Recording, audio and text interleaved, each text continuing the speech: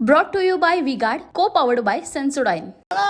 प्रकाश आंबेडकर सध्या आपल्या अकोल्याच्या यशवंत भवन या निवासस्थानावरून निघालेले आहेत। आपण पाहू शकतो की सपत्नीक जे आहेत ते निवडणुकीसाठी निघालेले आहेत आणि थोड्याच वेळात पोद्दार इंटरनॅशनल स्कूल येथे निवडणुकीला मतदान ते करणार आहेत। आपल्यासोबत प्रकाश आंबेडकर यांच्या पत्नी अंजलीताई आंबेडकर देखील जोडलेल्या गेलेल्या आहेत। ते खरं तर प्रकाश आंबेडकर स्वतः निवडणुकीमध्ये यंदा विश्वास किती आहे तुम्हाला? 100%।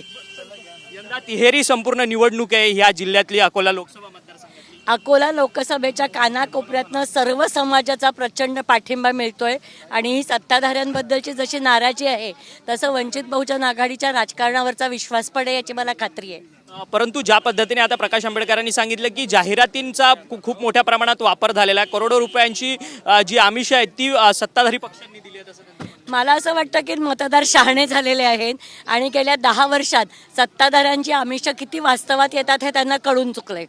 परंतु खरं तर वोट स्प्लिटिंगचा मुद्दा जो आहे तो महत्त्वाचा ठरणार आहे। काँग्रेसने देखील इथे उमेदवार दिलेला आहे, वंचितने वारंवार इंडिया आघाडीमध्ये जाण्याचा प्रयत्न सुद्धा केलेला होता। आम्हाला बीजेपीला हरवण्यासाठी इंडिया अलायन्समध्ये जायचं होतं, पण ती तडजोड आणि ती महाविकास आघाडी सन्मानपूर्वक आणि एकमेकांचा आदर राखत व्हायला हवी होती असं आमचं मत आहे। म्हणजे अर्थात महाविकास आघाडीमधलेच जे पक्ष आहेत ते आता कुठेतरी सेटल झालेले आहेत का सत्ताधाऱ्यांबरोबर? मला वाटतं ज्या पद्धतीने त्यातली लोक बीजेपीमध्ये जात आहेत त्यातनं ते उघड आहे।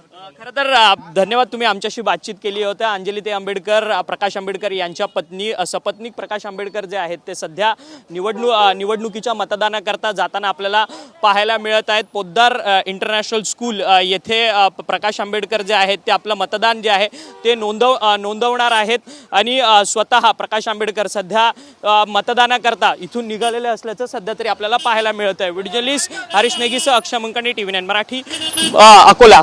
Brought to you by Vigard, co-powered by Sensodyne.